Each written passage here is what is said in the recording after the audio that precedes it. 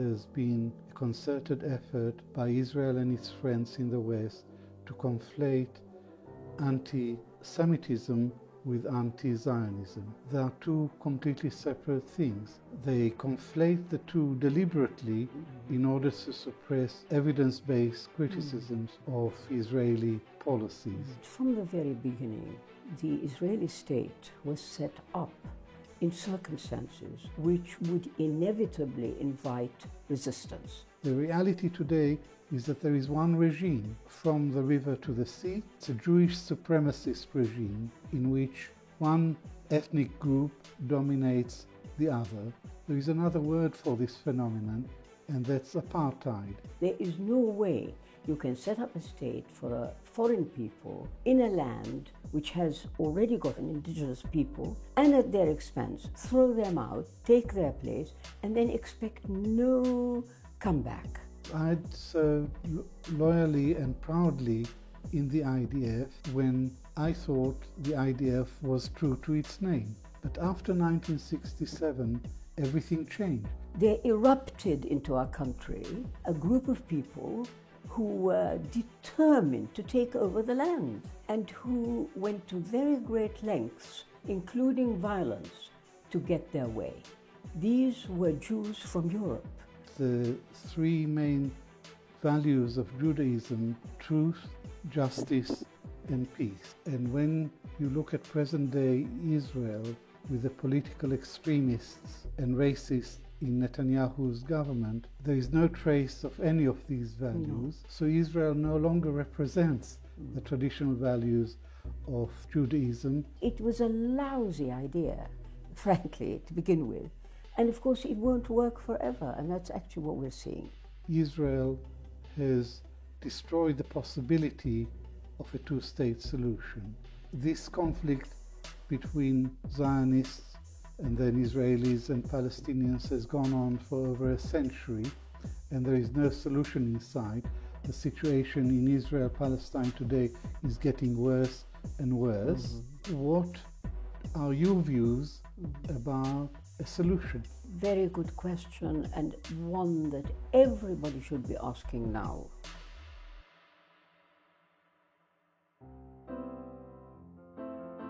Avi Shlaim is Professor of International Relations at the University of Oxford. Rada Karmi is a writer. He is Israeli, but was born in Iraq. She is Palestinian.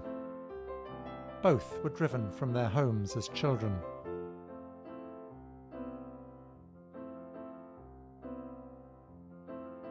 Double Down News brought them together to talk about exile and Israel.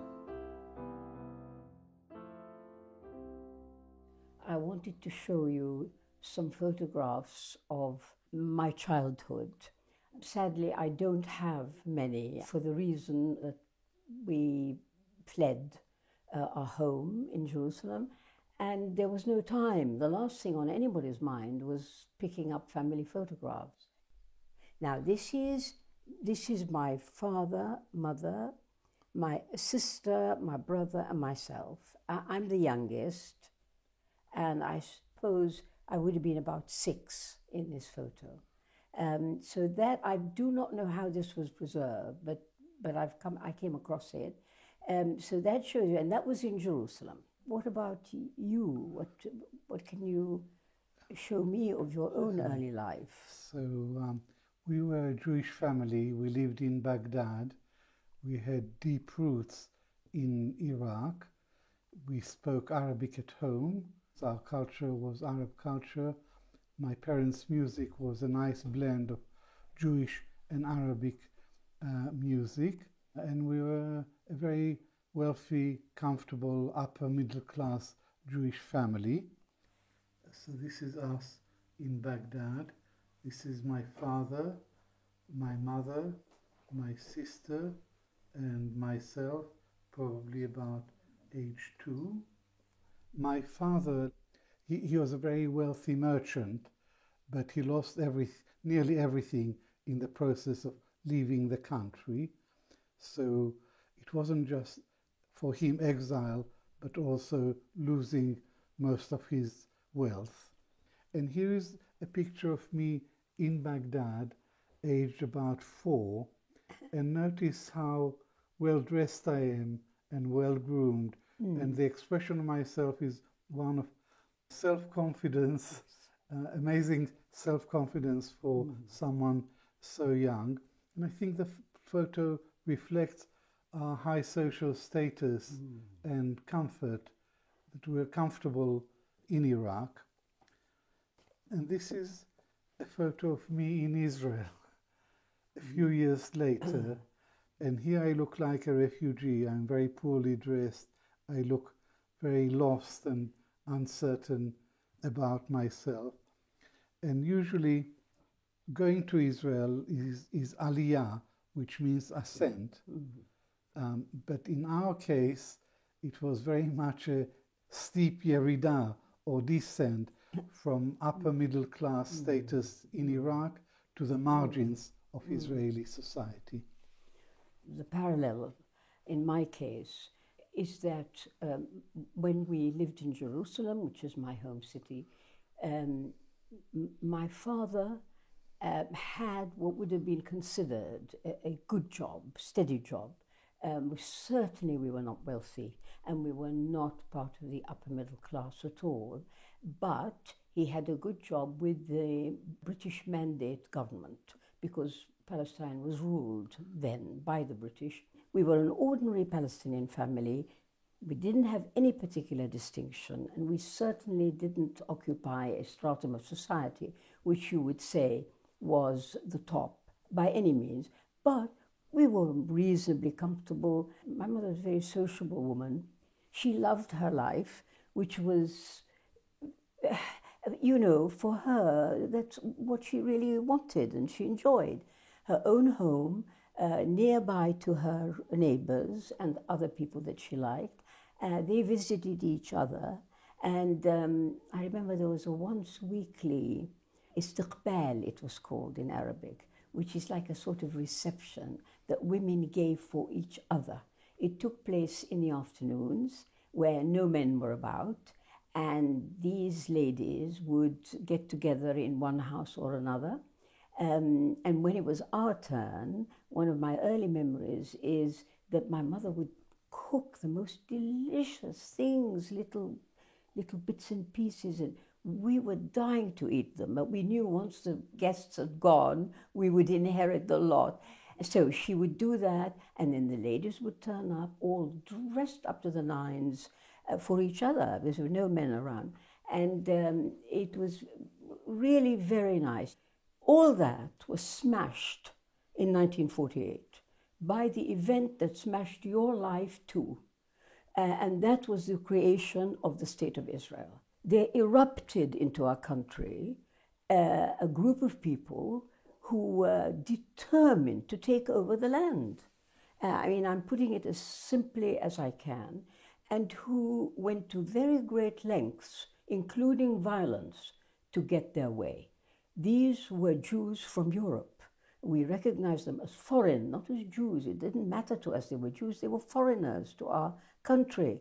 And they were clearly intent on taking it over and throwing us out. And as that became clear, increasingly clear in the 1940s, Palestinians like us, ordinary people, were really scared.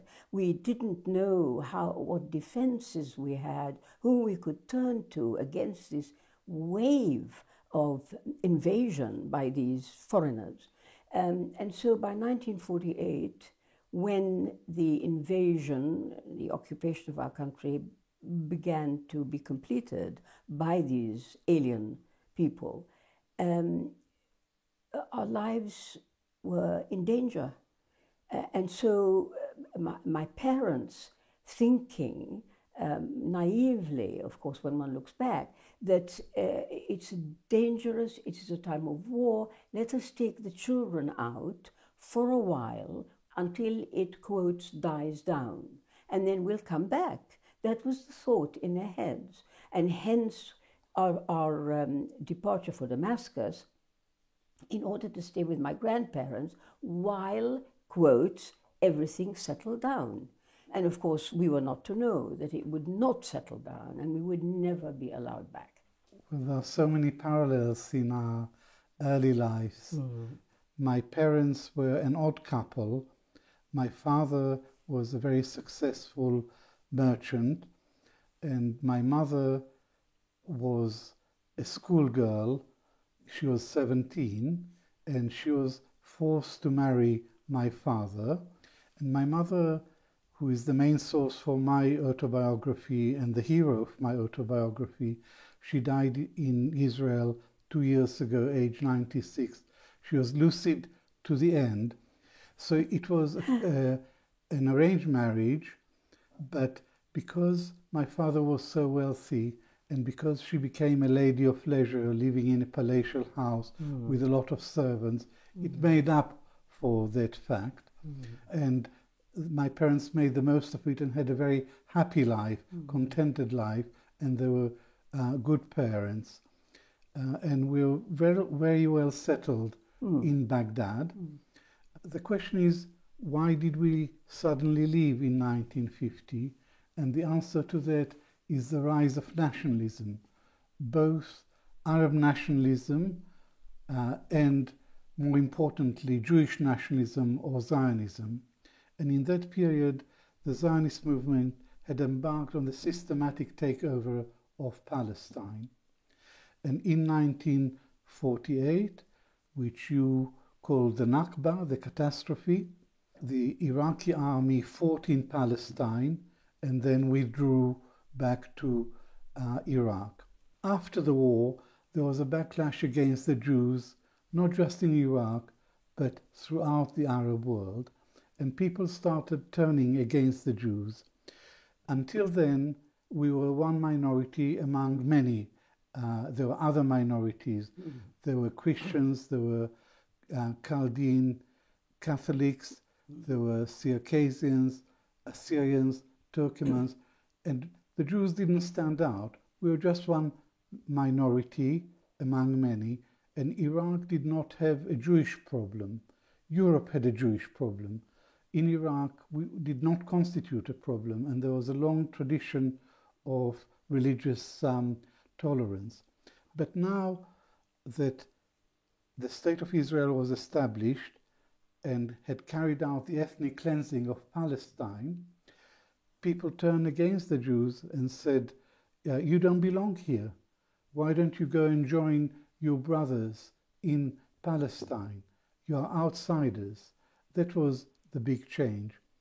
And my mother, when she talked about this period, said to me, when the State of Israel was created, everything was turned upside down. So it was the creation of the State of Israel that necessitated the Exodus. We have that in common, and this is absolutely true. The course of our two lives was changed, as you say, irrevocably by the creation of the State of Israel. I read your autobiography, In Search of Fatima, when it came out. This is my favorite of all your books. It's a beautiful autobiography. What we haven't talked about is the role of Britain in the Palestinian tragedy. And one of your uncles described the British as treacherous bastards. Why did he call the British treacherous bastards? It was in a conversation with my father.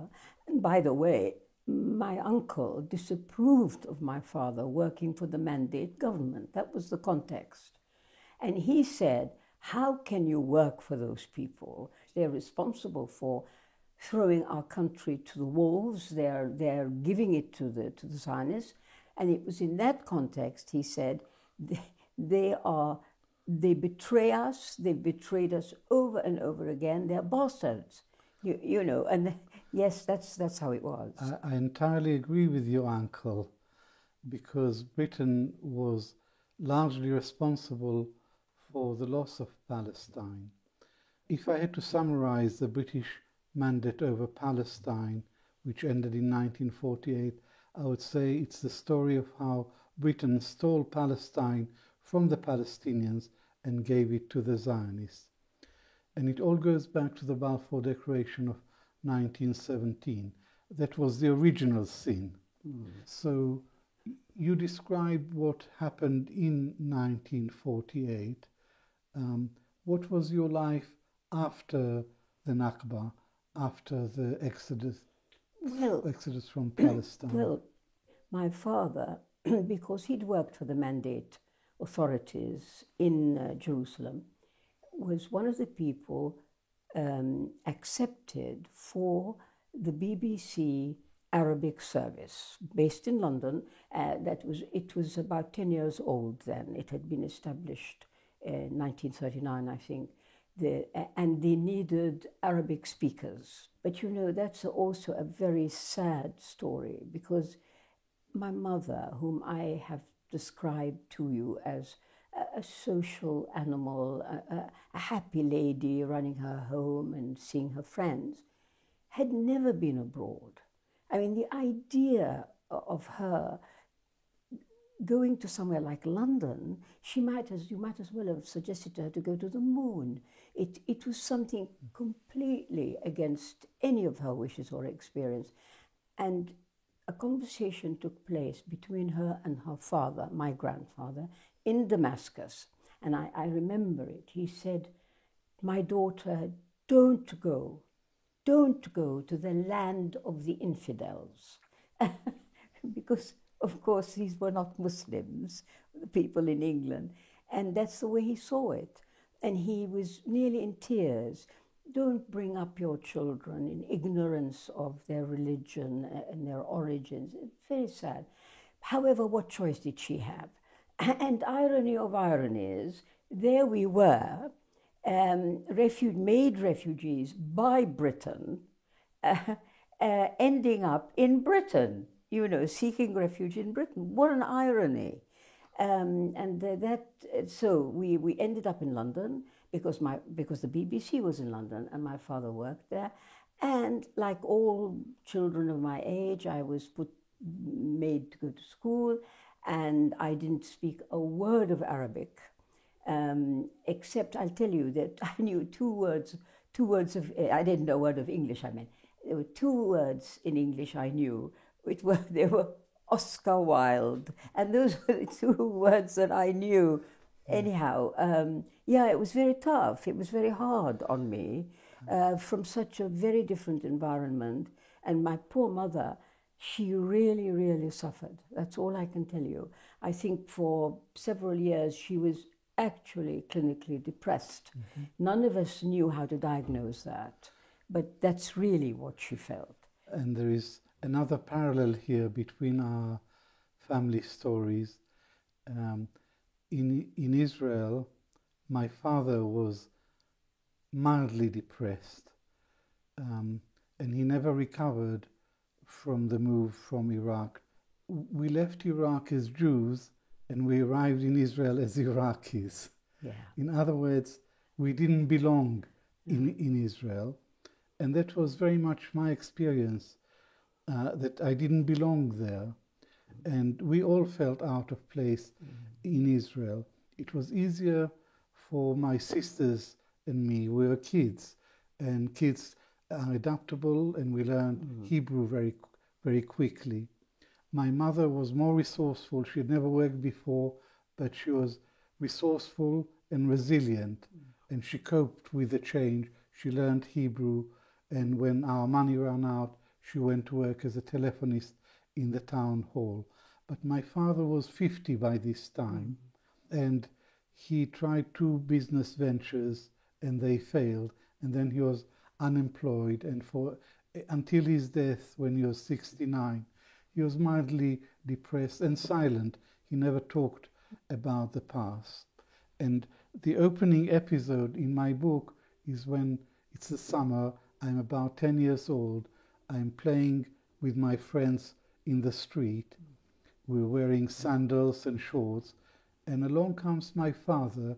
He looks foreign, he looks alien. He wears a 3-piece suit and a white shirt and a tie, and he comes up to me and he speaks to me in Arabic, and I'm acutely embarrassed because Arabic was considered an ugly language, a primitive language and the language of the enemy.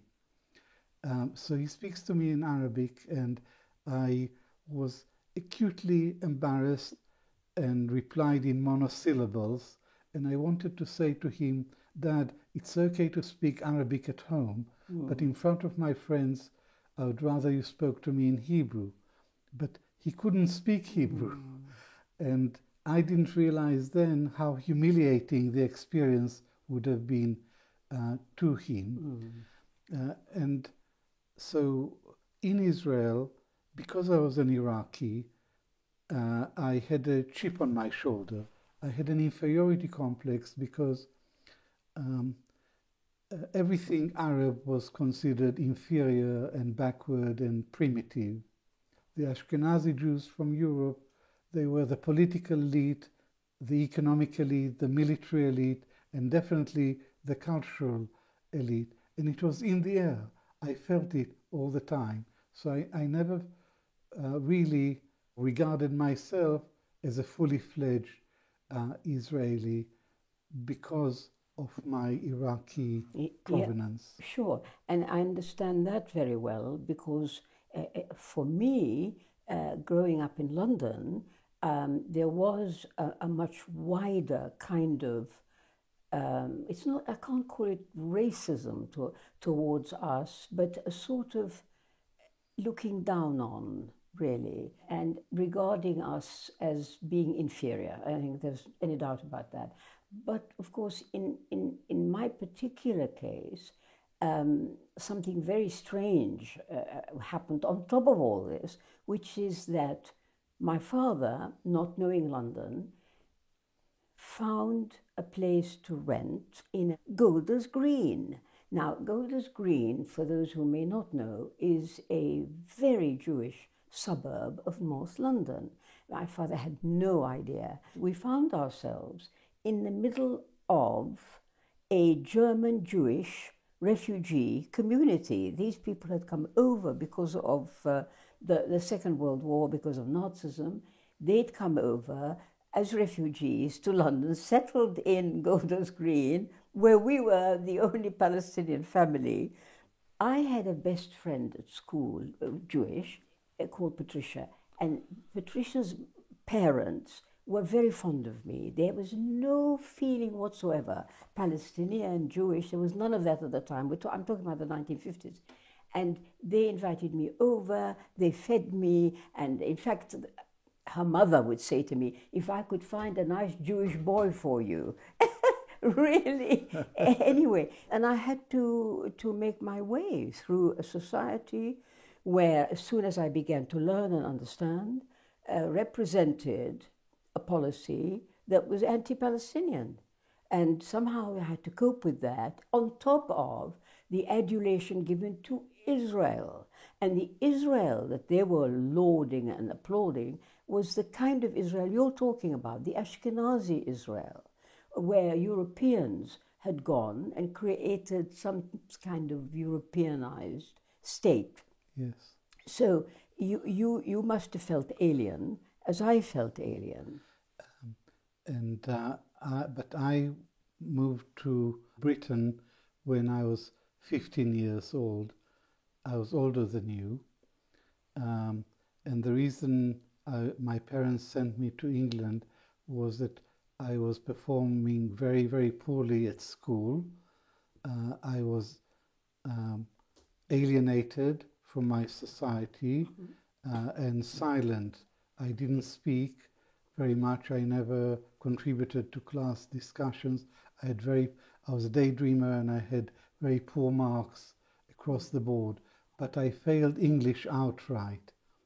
And I was about to be thrown out of high school when I was 15 because I failed English, and that would have been the end of my academic career. But my mother was determined that it wouldn't be, so she sent me to England, where I had an uncle, and my grandmother had managed to sell her house in Baghdad, so she had some money in London, and she paid for my education, and I went to the Jewish Free School in Camden Town.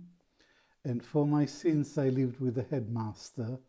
So this was a Jewish school, a very Zionist school, and I had to be on my best behavior both at school and at home.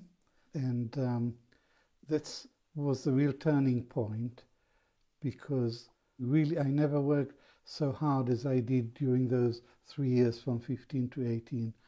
All the teachers were very friendly and supportive, and the children, the other pupils, looked at me with admiration because I was Israeli, and there was great kudos about being an Israeli. But I couldn't cash in on this because in my own mind I wasn't a fully fledged Israeli, because I wasn't an Ashkenazi Israeli. So they thought that I would talk about making the desert bloom and endless questions about Israel. No one in my 3 years in London ever asked me a question about Iraq, where I came from. Anyway, those were difficult years. I wasn't happy during those 3 years, but I worked really hard. I got 4 A-levels and a place to study history at Cambridge. And then I went back to Israel. I did military service in the IDF for 2 years. And then I came to Cambridge. I did a degree in history. Then I went to the LSE. I did a degree in international relations, and I've lived in Britain ever since. But the turning point in my attitude towards Israel was June 1967, because I'd served loyally and proudly in the IDF in the mid-1960s, when I thought the IDF was true to its name. It was the Israel Defense Force, and I believed all the propaganda around me that we were a small, peace-loving country surrounded by hostile Arabs who wanted to throw us into the sea, and there's no en brera, there's no alternative. We had to stand up and fight and defend ourselves. But after 1967, everything changed. Israel trebled its territory. Israel became a colonial power. It captured the Golan Heights from Syria, the West Bank from Jordan, and the Sinai Peninsula from Egypt. And Israel became a colonial power, and the IDF became the brutal police force of a brutal colonial power. And that's when my disenchantment began with Israel. It wasn't sudden, it was a gradual disenchantment that continues to this day. That's very interesting, because you see, to me, in 1967 was also a seminal moment in my life, because up until then, I'd studied medicine, I'd become a doctor, I was a junior doctor, and I imagined myself to be English. You might find that strange now, knowing the way that I live and how I speak, but at the time, I really wanted to belong very badly. And so I thought that I was English, and all seemed to be going very well until the 1967 war. During that war, the first thing that became clear to me was that my colleagues, my so-called friends, were all on Israel's side. Nobody was on the Arab side. And I remember thinking at that moment, wait a minute, who am I then? I cannot agree with them. I am not on Israel's side here. So then who am I? And that started for me the quest, the journey into my own identity and what therefore I should do. So that's very much another parallel in which that was the starting point for a journey. Now, I remember meeting you, it must be in the late 1970s in Oxford. I was doing some special study there, and you were there. And what I remember is that there was a group of Arabs, a Yemeni and an Egyptian, and what a few, and you would turn up and join us, and nobody said anything. I mean, you were there, you were included, but I do know that we saw you as an Israeli, and the question in our minds was, what's this Israeli doing wanting to sit with this bunch of Arabs? So that is a very clear memory for me about you. And then over the years, yes, you started to change, because I contrast meeting you at the end of the 1970s, when you were definitely an Israeli and Zionist supporter. You were never a strong Zionist supporter, but a liberal Zionist supporter. But you were a Zionist supporter. But then I have a second memory in 2016, so many years later, when I had been in Oxford to do an event for my second memoir, the one called Return, which you'd kindly reviewed for The Guardian. And I was there talking about the real topic was the right of return. Now, I remember coming out of that talk, and you changed. I could see it. You said, "Thank you for your talk. It was really very interesting." I said, "But it was about the right of return." You said, "Fine." I said, "What do you mean, fine? Is that okay with you?" And you said, "Yes, of course." I thought, my God, something's really happened. That's my memory of 2016. That's really illuminating about this process of change that I underwent from being a liberal Zionist to being an anti-Zionist and a staunch supporter of Palestinian rights. So if you had asked me in the distant past about the right of return, I would have given you the usual Israeli answer that that's a code word for dismantling the state of Israel. But when you ask me in 2016, or if you ask me now in 2023, what do you think of the right of return? So I don't care what Israel says. The Palestinians have the right of return, which is enshrined in international law. So that's clear cut for me today. But I want to go back to the question of identity, which is much more complex. And I used to be rather naive. I used to think that we are given an identity and off we go. But in the process of writing this autobiography, I realized that identity is a much more complex and fluid thing, and it evolves. And we don't determine for ourselves our identity. Society intervenes to shape our identity, and it's not necessarily a benign society. No.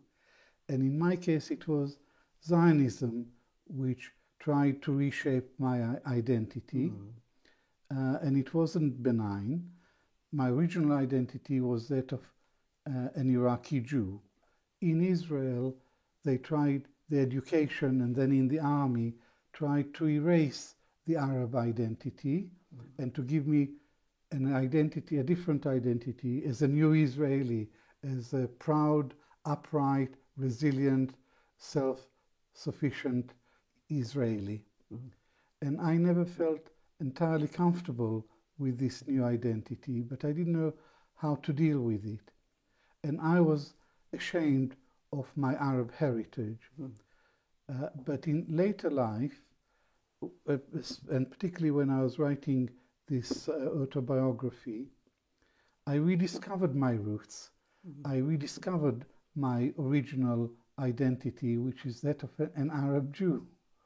Now I'm really proud of my Arab heritage and my Jewish heritage. And I don't see any conflict between the two. One more point, and that is our history. Jewish history is written from an Ashkenazi perspective. There is a Eurocentric perspective about Jewish history. The American Jewish historian Salo Baron spoke about the lachrymose version of Jewish history. That is, Jewish history is a never-ending cycle of suffering, persecution, discrimination, violence, culminating in the Holocaust. And I'm prepared, for argument's sake, to concede that this is a reasonable account of European Jewish history. But I strongly deny that this history applies to us, the Jews of the Arab lands. And I now assert my right to narrate our own history, which is very different. It's a history of centuries of harmony between Muslims and Jews and Christians and the other minorities. And it doesn't fit into the Eurocentric version or the lachrymose version of Jewish history. Very well put, honestly. I couldn't put it better. Because, you see, for me, I too have been on a journey of identity. Now, in my case, the role of Zionism did not interfere, was not the reason for my difficulties with identity. It was the consequences of Zionism that did that, meaning that I was expelled from my homeland and had to pick up the pieces in a foreign country, England. And that posed a huge problem for me as a child, because at one point, I couldn't identify with my mother, who was miserable, and with my father's friends who talked about nothing but politics, and the kind of strictures at home, because we're a Muslim family. My parents were not religious in that sense. They didn't like to see their daughters having the sort of freedoms that were enjoyed by non-Muslim girls. So I felt my own background was constricting, it was unattractive, frankly, and I was much more attracted by what was around me. And remember, we're talking about the 1960s, which were terrific to be alive in England. The miniskirt, all that stuff, which we welcomed and we loved, and I wanted to be like all the others, just the same. And so I went through a period in which I rejected my Arab origin. I rejected all the stuff about, you have to be careful and don't go out with boys and stuff like that. And because I couldn't have a vacuum, I embraced England, but I really embraced it. I'd already embraced it through literature. I was an avid reader. As a child, I read most of the classics. I was immersed in English literature. My sister was very fond of Western classical music, so she and I went to the festival hall all the time. We got a record player, as it was called in those days, and we played records of Beethoven and Schubert and Brahms, and we thought it was great. So I turned my back on all the moaning and the misery and so on, and got to university. I had an English boyfriend, I married an Englishman, and the whole thing seemed to me to be marvelous. What's not to like? Until 1967. And 1967 was a brick shock, and it's like a train which is derailed and keeps going along a branch line, suddenly comes across some great tree trunk and pushes it back onto the main line. It was a bit like that. And I understood then and forever that I'm Palestinian, I'm Arab, I have an Islamic culture. I'm not religious, but I have an Islamic culture, and that's how it'll always be. Now, remember, for Palestinians, this is a very sad reality. Their communities are communities of exile, whichever country they're in, unless you're going to be living in Palestine, and I'm not allowed to do that by the Israelis. So I didn't know where to belong. I couldn't fit anywhere. And you know what? In the end, I came to the conclusion, so what? I don't fit very well anywhere. That's how it is. So, like Edward Said, you're out of place wherever you are. Absolutely. And like you, I went through an English phase when I tried to assimilate and to forget about my roots and complex past and just become an Englishman. But this phase of trying to be an Englishman didn't last very long. And the past isn't another country. The past is with us all the time, and we can never draw a line over the past. But I would like to ask you, how do we go forward? This conflict between Zionists and then Israelis and Palestinians has gone on for over a century, and there is no solution in sight. The situation in Israel-Palestine today is getting worse and worse. What are your views about a solution? Yeah, very good question, and one that everybody should be asking now. My starting point for that is that, very simply, I want to go home. Very simply. Not only me, but millions of other Palestinians. 6 million of them are living in camps, and others are living in exile. We want to go home. Now, the question then is, how do you accommodate that, which is a fundamental and basic demand, which must be met? The answer seems to me to be clear. We have to share it. We have to find a way of sharing the same land.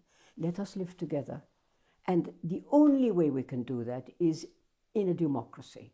We have to have a state which is democratic, unlike the current state of Israel, which is democratic and gives all its citizens equal rights. That's the answer, in my view. Humane, just, and the only possible one, frankly. Most interesting. And you and I have moved along parallel trajectories and reached the same conclusion. One democratic state is the solution. But I did not reach this conclusion in the distant past, but in the last few years, because for many years I was a supporter of the two-state solution. But Israel has destroyed the possibility of a two-state solution by building settlements, by building the illegal wall on the West Bank, which cuts off the whole of Jerusalem from the West Bank. Israel, by its policy of creeping annexation and building the wall, has denied the possibility of a viable Palestinian state and a territorially contiguous Palestinian state. The reality today is that there is one regime from the river to the sea, and it's a Jewish supremacist regime, an ethnocracy in which one ethnic group dominates the other. There is another word for this phenomenon, and that's apartheid. And in the last 2 years, 4 major human rights groups have issued detailed reports which conclude that Israel is guilty of the international crime of apartheid as defined by the 1998 Rome Treaty. So Israel is an apartheid state. And to me, this is unacceptable, totally unacceptable. Absolutely. And anybody else who understands the discussion we've had here must come to the same conclusion. I can't believe that there is anybody who is right-thinking, who has a moral sense and a conscience, can really bear to see this horrible tragedy going on and on without solution. I would make one final comment, and that is about Judaism, because in recent years there's been a concerted effort by Israel and its friends in the West to conflate anti-Semitism with anti-Zionism. They are two completely separate things, and they conflate the two deliberately in order to suppress legitimate criticisms, evidence-based criticisms of Israeli policies. I'm not a practicing Jew, but I'm proud of being a Jew. And the three main values of Judaism are truth, justice, and peace. And when you look at present-day Israel with the political extremists and racists in Netanyahu's government, there is no trace of any of these values. No. So Israel no longer represents the traditional values of Judaism. It's a departure and a betrayal of the true Jewish values. You see, of course, the way I would put that is that from the very beginning, the Israeli state was set up in circumstances which would inevitably invite resistance. There is no way you can set up a state for a foreign people in a land which has already got an indigenous people, and at their expense throw them out, take their place, and then expect no comeback. No way. It was a lousy idea, frankly, to begin with. And of course, it won't work forever, and that's actually what we're seeing.